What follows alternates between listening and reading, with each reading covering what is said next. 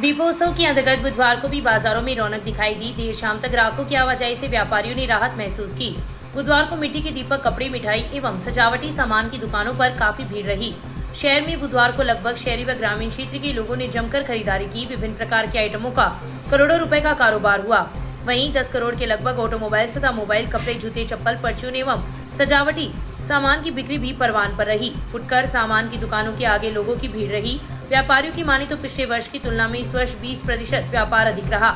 शहर एवं देहात क्षेत्र के लोगों को दीपावली त्योहार पर खरीदारी करते हुए देखा गया। सोने व चांदी के आभूषणों की बिक्री बुधवार को कम रही। अधिकांश लोगों ने आगामी दिनों में विवाह शादियों के लिए आभूषणों की खरीदारी अधिकांश लोगों ने मंगलवार को कर ली।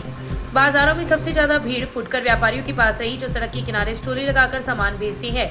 वहां छोटे खरीदारों की भीड़ देखने को मिली। वहीं क्षेत्र में दीपोत्सव पर बाजारों की सजावट की परंपरा इस बार भी टूट गई।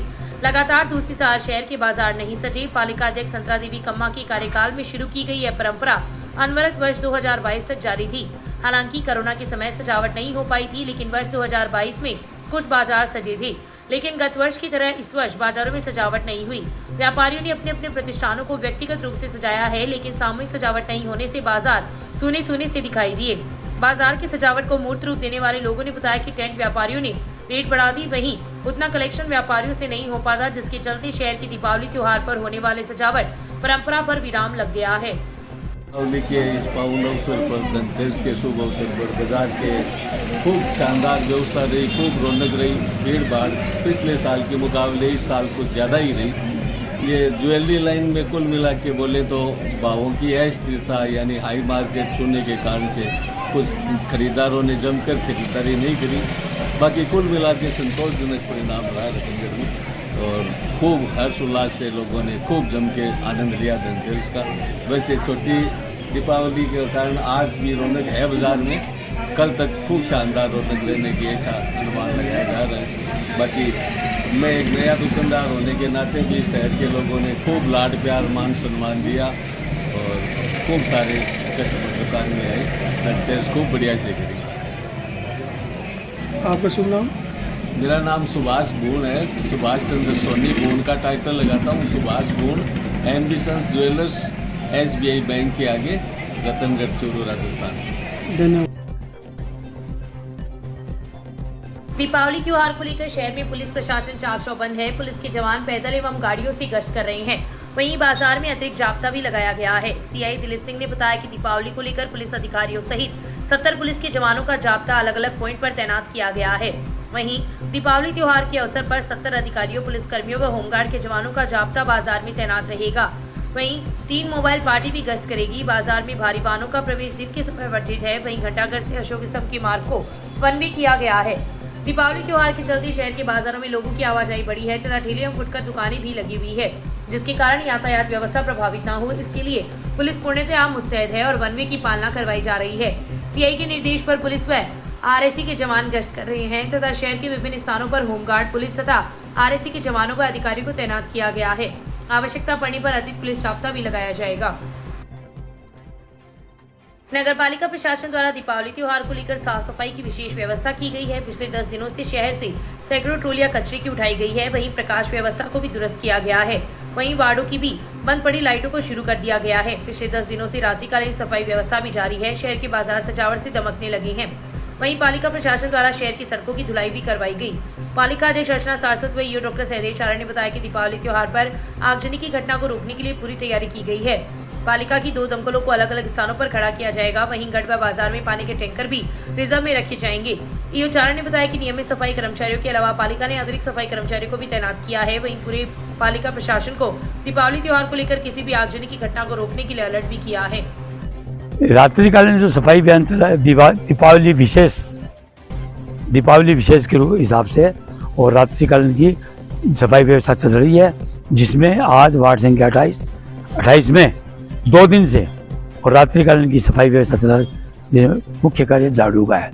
मेन रोड पुलिया नंबर 1 से और ये सफाई अभियान चलेगा आपके पड़ाजी चौक तक, जबकि इसमें वार्ड आ जाएगा 25 भी हो जाएगा, वार्ड नंबर 28 भी हो गया और आंशिक हिस्सा 29 का भी हो। 29, 28 पूरा और आंशिक 25 तीनों वार्डों की ये रोड है। और ये रोड की सफाई चल रही है 7 बजे से 10 बजे 3 घंटे का कार्यक्रम है ये, और सिर्फ झाड़ू का ही। और बाकी अब जैसे कुटिया हो रही है तो ये सुबह में ट्रॉली आएगी, उस ट्रॉली के द्वारा जो इकट्ठा किया गया कचरा या माटी जो भी है, ये कल शाम तक इसको हटा दिया जाएगा। वार्ड एकदम नीट एंड क्लीन होगा। अभी थोड़े देर पहले और ये आपके डस्टबिन वाले जो डिब्बे हैं वो गाड़ी आई थी, वो उठा के ले गई, 2-3 डिब्बे खाली करके, एक डिब्बा अभी बाकी पड़ा है। वो इस वजह से कि वहाँ एक पिलर आया हुआ है रेलवे का, उसको जरा तो आगे पीछे करने के बाद में वो डिब्बा उठेगा, इससे पहले वो उठ नहीं सकता। तो हो सकता है मैं कल उसको भी डिब्बे को खाली कराऊंगा। तो कहने का मतलब दीपावली की विशेष रूप से सफाई अभियान चल रहा है, उसी के तहत और ये कार्यक्रम रात्रि कार्यक्रम चल रहा है। धन्यवाद। लोक सेवा ज्ञान मंदिर ट्रस्ट की बैठक कोताल गेस्ट हाउस में मंगलवार को भाजपा की पूर्व शहर मंडल अध्यक्ष अरविंद इंदौरिया की अध्यक्षता में हुई। ट्रस्ट की प्रभारी राजीव मंगलहारा ने बताया कि इस बार ट्रस्ट का 6वां वार्षिक कार्यकर्ता सम्मेलन 4 नवंबर को फतेहपुर में मनाया जाएगा। बैठक में आगे के कार्यक्रम व सम्मेलन की रूपरेखा तैयार की गई। भाजपा नेता इंदौरिया ने फतेहपुर में होने वाले वार्षिक कार्यकर्ता सम्मेलन के संबंध में सभी कार्यकर्ताओं को जिम्मेदारी सौंपी, साथ ही सभी कार्यकर्ताओं को अधिक से अधिक संख्या में फतेहपुर चलने का आह्वान किया।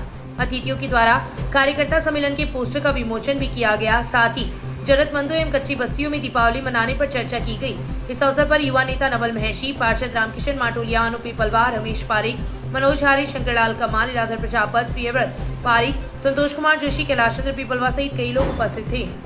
मंदिर ट्रस्ट के प्रमुख राजीव जी मंगलहारा के नेतृत्व में आज हम सब यहाँ स्थानीय पौधार गेस्ट हाउस में इकट्ठे हुए और आज हम सब ने बैठ करके आगामी 4 नवंबर को फतेहपुर में एक बहुत ही विशाल 6वां वार्षिक उत्सव कार्यकर्ताओं का लोक सेवा ज्ञान मंदिर ट्रस्ट का होने जा रहा है, जिसमें आज हम सब ने मिल बैठ करके इसकी रणनीति बनाई और हमने तय किया कि 4 तारीख को ज़्यादा से ज़्यादा संख्या में हम सभी लोग फतेहपुर जाएं और वहाँ जा कर के ये जो लोक सेवा ज्ञान मंदिर ट्रस्ट का 6वां वार्षिक उत्सव है, इसमें अधिक से अधिक संख्या में हम भाग लें। इसके लिए हम सब ने यहाँ बैठ करके रूपरेखा बनाई है, किस प्रकार से कहाँ से अपनी गाड़ियाँ जाएगी।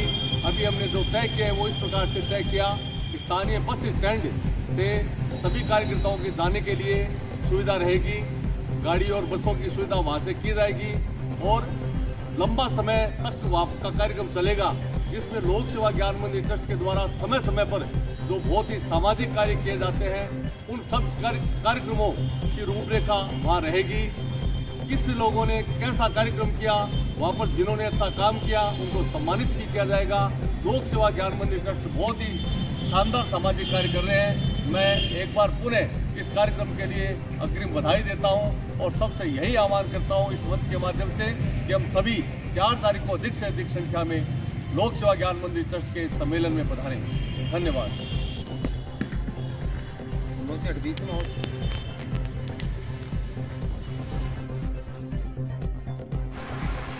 राजस्थान शिक्षक संघ राष्ट्रीय के प्रधानाचार्य दिनेश कुमार लाटा का बुधवार को श्री परशुराम अतिथि भवन में अभिनंदन किया गया। समर्पित भाव से कर्तव्य निर्वहन करने पर लाटा का अभिनंदन किया गया। लाटा गांव सैला बंडवा सहित शहर की संचलाल वैद बालिका उच्च माध्यमिक स्कूल में कक्षा सुविधाओं, रसोई घर व अन्य भौतिक संसाधनों को विकसित किया गया था। इसके साथ साथ स्वच्छता पौधारोपण पर भी विशेष ध्यान उन्होंने दिया था। इस अवसर पर विक्रम सिंह चौहान, विनोद सिसोदिया, राजेश कौशिक, जगनाराम मेघवाल, मनोज सारस्वत, बनवारी लाल जहांगीर, वंदना अग्रवाल, सरोज महिला, भोले शर्मा, हेमंत कुमार, विनोद जहांगीर, अंजू चौहान, नगेंद्र शर्मा, नीलेश इंदौरिया, गुटी मीणा सहित कई लोग उपस्थित थे। ग्रामीण किसान छात्रावास परिसर में जाट बौद्धिक मंच कार्यकारिणी की बैठक बुधवार को हुई। मंच के अध्यक्ष मुकुंदन राम नेहरा की अध्यक्षता में हुई बैठक में सचिव महेंद्र डूडी ने बताया कि प्रतिभा सम्मान समारोह 29 दिसंबर को आयोजित किए जाने का प्रस्ताव सर्वसम्मति से पारित किया गया है। साथ ही नवनियुक्त सरकारी कार्मिकों, मेडिकल इंजीनियरिंग सहित कक्षा 10, 12, स्नातक, स्नातकोत्तर में 85% या इससे अधिक अंक प्राप्त करने वाली प्रतिभाओं, खेलकूद में राज्य व राष्ट्रीय स्तर पर विजेता खिलाड़ियों को सम्मानित करने का प्रस्ताव लिया गया। बैठक में विभिन्न तरह की व्यवस्थाओं की जिम्मेदारियां तय की गई। इस अवसर पर कोषाध्यक्ष रामचंद्र एचरा, भंवरलाल डूडी, सोहनलाल चबरवाल, हरलाल डूडी, गोपीचंद खिचड़, महेंद्र डूडी, कीवाराम खयालिया, भंवरलाल पूनिया, शुभकरण नैन, गोविंदाराम ढाका, बनाराम पूनिया, दुर्गाराम भारी, भागीरथ खिचड़, रामचंद्र खिचड़, ओम प्रकाश गोदारा सहित कई लोग उपस्थित थे। चूरू के सिद्धमुख थाना क्षेत्र के गांव बुंगी में पत्नी व उसकी प्रेमी की प्रताड़ना से मजबूर पति ने खेत में पेड़ से लटककर सुसाइड कर लिया। घटना की सूचना मिलने पर सिद्धमुख पुलिस मौके पर पहुंची, शव को नीचे उतरवाकर अस्पताल की मोशी में रखवाया। पत्नी व उसकी प्रेमी के खिलाफ आत्महत्या करने के लिए उकसाने का मामला दर्ज किया गया है। सिद्धमुख थाना अधिकारी रामकरण सिद्धू ने बताया कि बुंगी निवासी सोनू ने रिपोर्ट दी कि उसके बड़े भाई राजवीर की शादी हरियाणा की इसरवाला निवासी प्रियंका के साथ हुई थी। उसके भाई की पत्नी प्रियंका और गाँव की ही युवक ईश्वर के साथ अवैध संबंध थे। काफी बार समझाने के बाद भी दोनों अपनी हरकतों से बाज नहीं आ रही थी। प्रियंका राजवीर पर तलाक देने के लिए दबाव बनाने लगी। प्रियंका पहले भी ईश्वर के साथ भाग गई थी, जिसका सिद्धमुख थाने में मामला भी दर्ज है। उसका भाई राजवीर व प्रियंका 28 अक्टूबर को ससुराल से वापस आते समय सादुल बस स्टैंड पहुंचे, जहां प्रियंका को प्रेमी ईश्वर मिल गया। ईश्वर प्रियंका को अपने साथ ले जाने लगा, जिस पर राजवीर उसको मना कर दिया, जिस पर राजवीर के साथ मारपीट की गई, जिसकी जानकारी राजवीर ने गाँव आकर परिजनों को दी। उस समय राजवीर काफी डरा सहमा हुआ था। राजवीर कहने लगा कि प्रियंका को अगर वह नहीं छोड़ेगा तो ईश्वर उसे जान से मार देगा। रिपोर्ट में बताया कि देर रात तक राजवीर वापस घर नहीं आया, जिसको गांव में तलाश किया गया, जिसका कुछ पता नहीं चला। फिर खेत में जाकर देखा तो खेजड़े से लटका हुआ मिला। रिपोर्ट में बताया कि उसके भाई राजवीर को ईश्वर तथा उसकी भाभी प्रियंका ने अपने नाजायज संबंध जारी रखने के लिए तंग परेशान तथा सुसाइड करने के लिए उकसाया, जिससे उसने फांसी लगाकर सुसाइड कर ली। पुलिस ने ईश्वर और प्रियंका के खिलाफ आत्महत्या के उकसाने का मामला दर्ज कर शव का पोस्टमार्टम करवाकर शव परिजनों को सुपुर्द कर दिया। चूरू की कोतवाली थाना क्षेत्र की एक नाबालिका को ब्लैकमेल कर रेप करने का मामला सामने आया है। पीड़िता अपनी मां के साथ महिला थाने पहुंची, जहां उसकी मां की रिपोर्ट के आधार पर महिला थाना पुलिस ने बीएनएस, पोस्को व SC एक्ट की धाराओं में मामला दर्ज किया है। महिला थाना अधिकारी करतार सिंह ने बताया कि नाबालिग की मां ने रिपोर्ट दी कि उसकी नाबालिग बेटी का एक युवक 26 अक्टूबर को अपहरण कर ले गया। तलाश करने पर उसकी बेटी चूरू के ग्रामीण क्षेत्र में मिली। उसकी बेटी ने बताया कि एक युवक ने उसकी फोटो वायरल करने की धमकी देकर अपने साथ ले गया और उसके साथ रेप किया। रिपोर्ट में 4 अन्य लोगों पर आरोपी युवक का सहयोग करने का भी आरोप लगाया गया है। फिलहाल महिला थाना पुलिस ने बीएनएस, पोस्को व SC एक्ट में मामला दर्ज कर लिया है। पुलिस मामले की गंभीरता के साथ जांच कर रही है। मंगलवार को लक्ष्मणगढ़ में हुए भीषण सड़क हादसे में सुजानगढ़ की माया पत्नी मुकेश प्रजापत की जयपुर में इलाज के दौरान मौत हो गई। वह लक्ष्मणगढ़ में अपने पीहर जाने के लिए सुजानगढ़ से नवलगढ़ जाने वाली प्राइवेट बस में बैठी थी। लक्ष्मणगढ़ पहुंचने पर बस पुलिया से टकरा गई, जिससे माया गंभीर रूप से घायल हो गई। उसे जयपुर रेफर किया गया था, जहां इलाज के दौरान उसकी मौत हो गई। मौत की सूचना पर परिवार में मातम पसर गया। दोपहर में उसका अंतिम संस्कार किया गया। माया की 2 बेटे हैं। इसी बस में सवार सुजानगढ़ के पाटिया चौक निवासी जयप्रकाश पुत्र मोहनलाल बैद का भी घायल होने पर शहर के पकड़िया उप जिला अस्पताल में इलाज चल रहा है।